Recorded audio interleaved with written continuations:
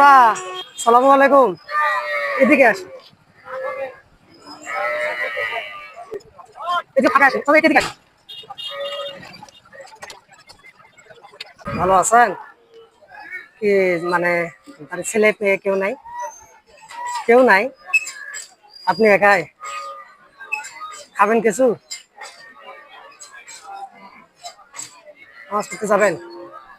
আচ্ছা, আমরা কিছু খাবার দিচ্ছি আপনাকে, বুঝছেন? নামাজ পড়ে খায়েন। হ্যাঁ,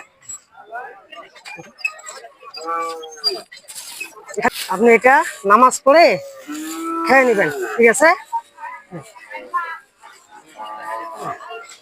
আপনি খুশি হয়েছেন তো? এদিকে একটু দেখেন, হাসেন, একটু হাসি দেন। মাশাআল্লাহ, ঠিক আছে।